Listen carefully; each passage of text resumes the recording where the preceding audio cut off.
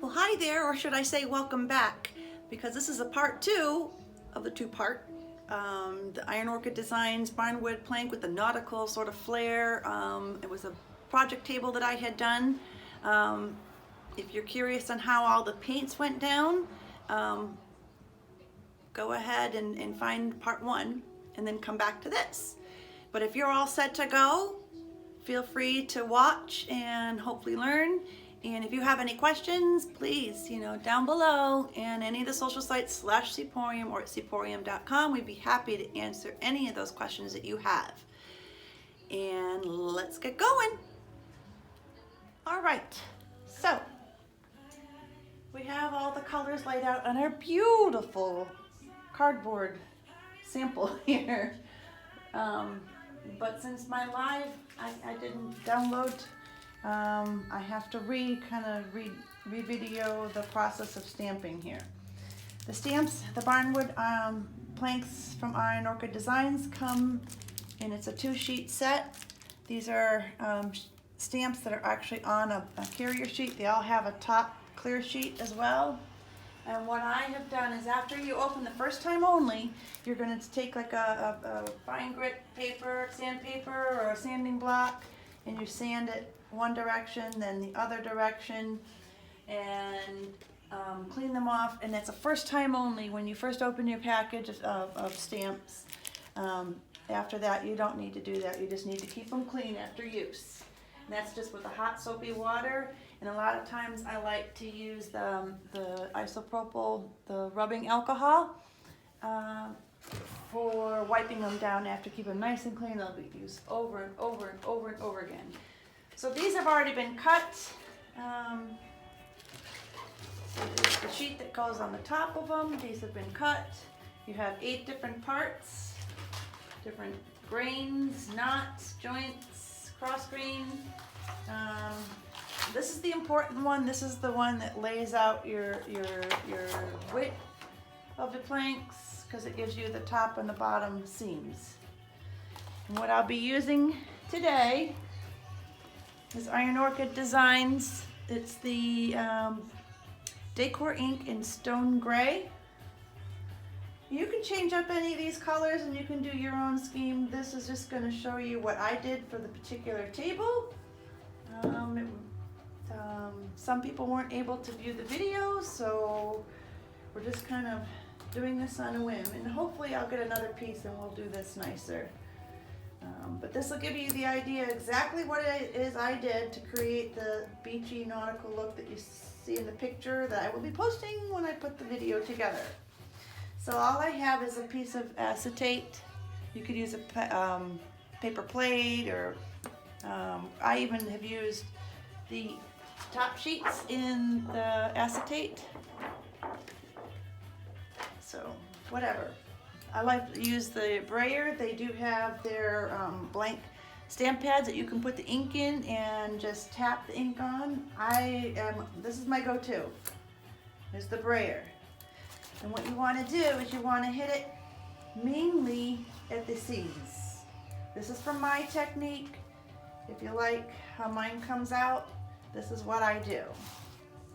I concentrate on the seams, at least in the get-go. That first row is probably the most important. After that, you don't need to do top and bottom. And I did get a little bit on here. We don't always want to get a lot of this cross-graining. So there's a little bit on there, so let's just kind of go with that. Maybe a little here and a little bit there. Very light. It's hard to see it because we're working with stone gray. It's a little more visible when it's inked, when you're using the black or the blue. But anyways, so then you want to do is you want to flip it over. You want to hover. See, this part I didn't really need to do a top and a bottom seam even. But for all intents and purposes, let's just go with it. So this, we're going to line up with our seam. And we're going to press down. Even pressure. Once it's down, you don't want it to move. So whenever you're moving hands, have one hand down, the other hand can move it. One hand down, the other hand moves.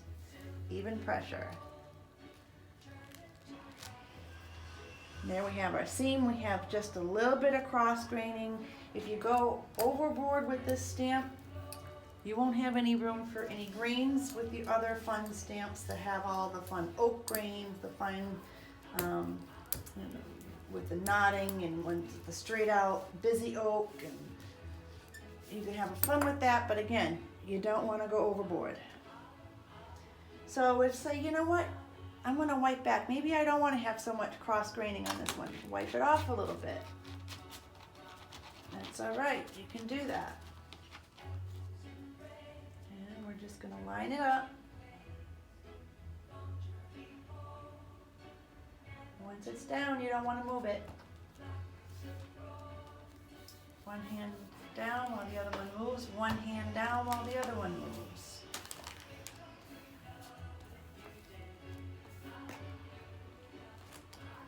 I like that. It doesn't show much of that cross graining. Next row, maybe we'll do a little bit more. And there's no sense in doing this bottom row. We're just going to do the top.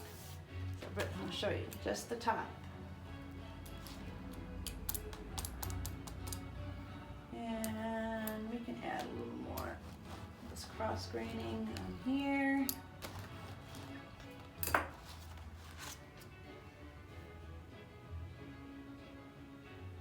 Someone gave me the actual term for that, and I know that term.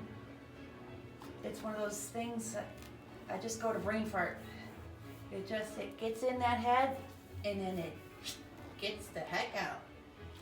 So there we got a little more of the cross graining, and we have the seam. So that's looking really good. All right, let's do a couple more. More ink.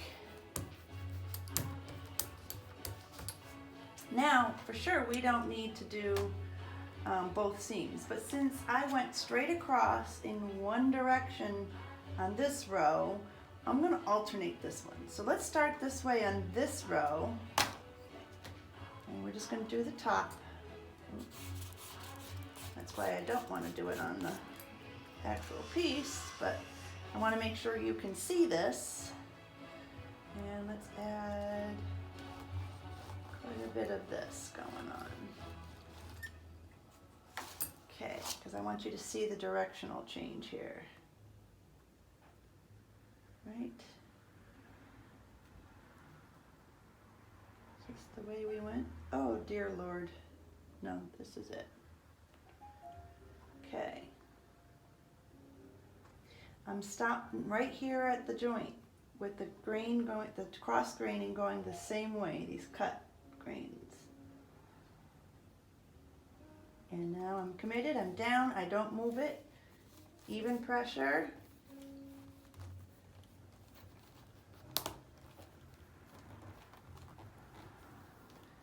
And for illustration's sake, I'm going to do another heavy bit so you can see the difference in the graining. So this one I went this way.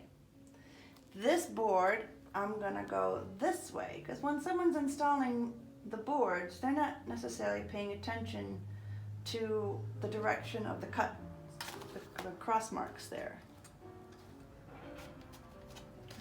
Right? And I constantly got to check myself because I always forget. Yeah. And then again, just for the illustration's sake, I want you to see how I changed the grain direction, these little cross cuts. And I hope, and it's going to be one of those things where I'm sleeping tonight, and it's going to be right into my head when I'm trying to sleep that the word's going to come to me. It's not cross grain, it's not the cut marks. So see, we have this way, and now we have this way. I would never normally go that dark on here, but that's okay. And then we want to make sure we're going the same direction. We're inking the same top here. I don't know about you, but me, I have to constantly keep a check on myself. Because this old age stuff is for the birds. Just saying. Alright. There. And as we keep going and we keep doing, and this one, let's start this one on this side in that direction, and then we can flip it again. Or we can do the whole board across this way. We don't want anything to be too expected. We want it to be random.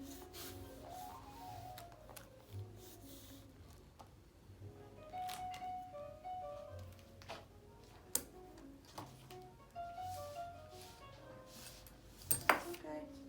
So now, let's go back to this. We're going to go, if this was this way, let's flip this one.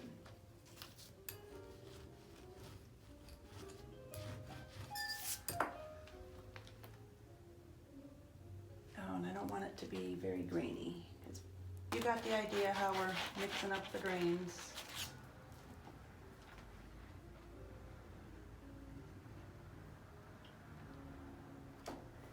And boom. There's that. Just a little bit of grain, but I'm doing it for the seams, folks. Just doing this part for the seams. And again, this time I'm going to go real light because I got a lot of heavy going on here with my, I know the word. It's in there somewhere. So let's say this time we went straight across. Let's do this one more time and alternate.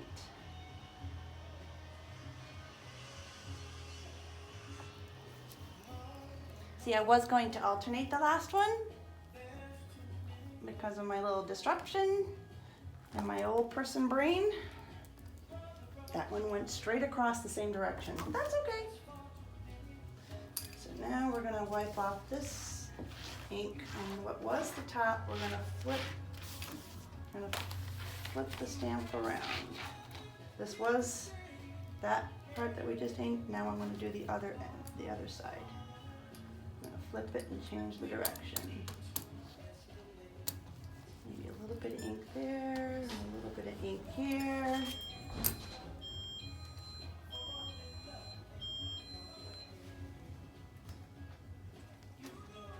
And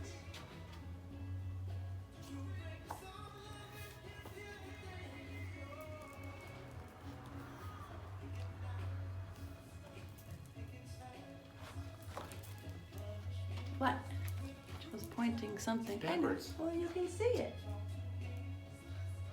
I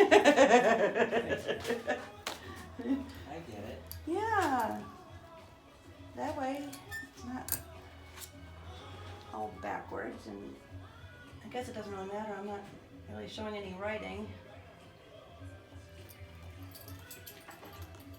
Alright, seam. A little bit of cross grain, and yada yada yada. And then this would be like the end of the table. It's not a full run. We're just going to put some cross grains on it. We already have the seam. And we'll just go straight across this direction, just because. There, done. Now, the fun part. I'm going to take some of these other greens. Let's see, I like to use this one next. It's very busy. These two, we're going to pick specific spots for these. Let's see, I'm going to go around the camera again. Very specific spots for these. They're very busy, and not going to go everywhere with this. If you ever look at a hardwood floor, the oak floors, not all the planks have all this going on.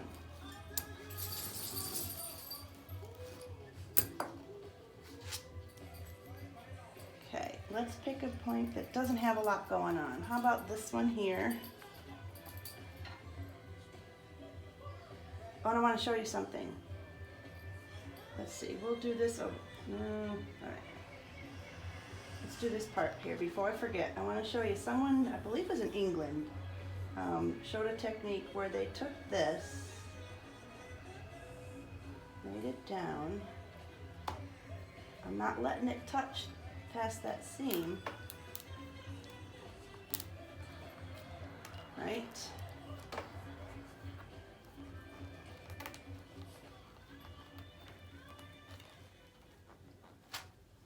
So we have a little bit of this heavy graining going on. I'm just going to give this some fresh ink.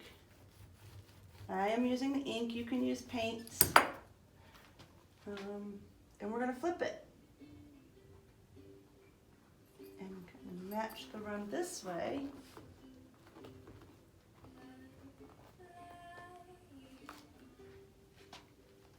And then you can just take some of the linears, add them,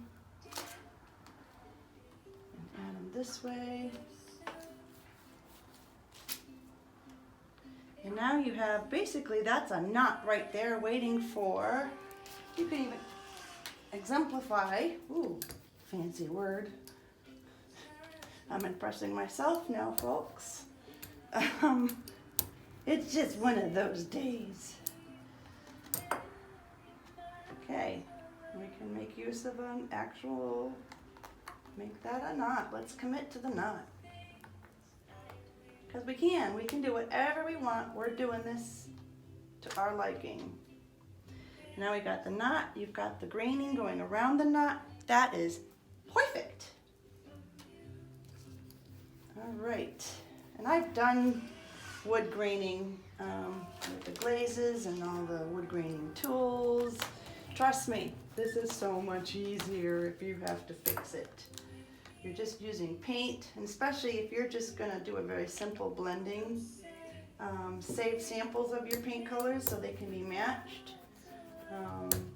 Even on a board, if they're dried out, they can be matched down the road if you had to do a repair, and you're just dry brushing on that base coat. You can just pick out a plank to fix the plank. You don't have to redo everything. The problem with working with glazes, what am I doing, is it really changes the schematic of things. Unless you're actually saving the actual paint, saving the actual glaze, and you're doing things in the right proportions, it won't come out the same. It just won't. Let's see, we'll pick this one. Oops. Not moving it. Not anymore anyways. And there we go. That's all I'm going to do for that. We're going to pick this other fancy schmancy graining. I love this oak grain. We're going to do this on a plainer one that a lot of my streaking didn't come out as well, and give it that graining that it didn't have from my blending of paints. So let's go around. My cowgirl hat. And it's a cowgirl kind of day. It's a day off supposedly for me, but as people know me, that doesn't mean a lot to me. I just sleep in on my days off. That's what that's all about. There. Now that's got some graining. And maybe we'll add it to this. We don't have to ink it because it was pretty bold and it can be light here. There, now that's got more movement. It's subtle, but I like that because then we can do something fun with, I don't know, let's try this one. It's got all that that fancy word that I can't seem to get out of my brain and into my mouth. That thing. The cross grains, the cross cuts, the, you know. We can give it a little bit of that.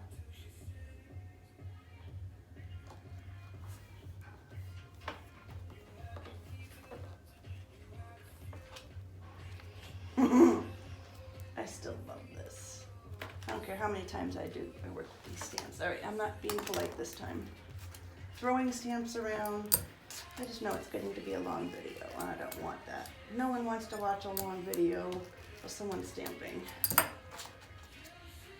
All right, let's maybe add some more defined lines on this.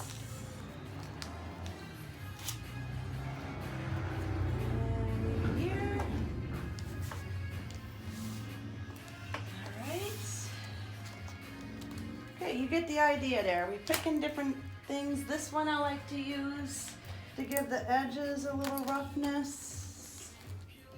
But again, it's subtle. This last one I did, you can do more of. It's not too busy. It'll add more of the linear motion on your pretend wood. So if you ended up putting your wash on and it was more blended than streaky, that's fine. That works. This is a cool look right there.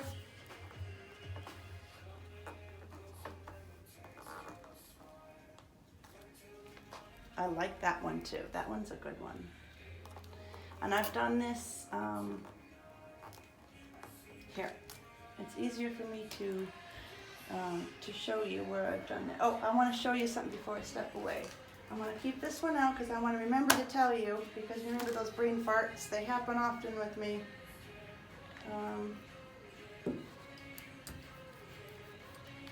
We're going to give this some joint, ends, boom. And I find a lot of times these parts where the nails are supposed to be can come out light. Oh, motorcycle next door. I'll go around with a fine brush, tip it into my puddle of ink, and maybe just highlight the little knots on that. And I won't use the same joint in every spot. And we'll do this one down here. And because I want them to be even, watch what I'm going to do. I'm going to take this, I'm not really touching the other end. Just because I'm anal and I want these holes to kind of be in the same width that they're supposed to be. Get up and moving it. Oh, fancy motorcycle. Pulling out. Oh, there we go. Sorry about that, folks. It's Main Street. Okay, so watch what happens. That didn't come out so well, so we can go back over this. Especially if you're doing a portion, it's better if you're touching up a stamp that didn't touch all the way to do a portion rather than trying to get the whole stamp down. There, I like that. All right, where's our other joint piece?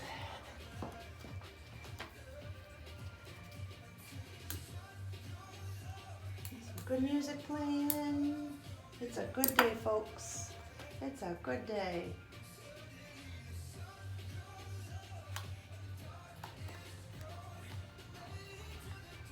Okay. And that's how we do that. Now, before I forget, with that whole brain fart thing, I want to show you something. It's Joe coming in.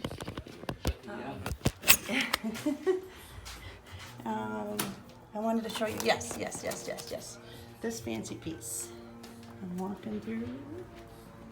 Yes, I did with the stamps on the floor.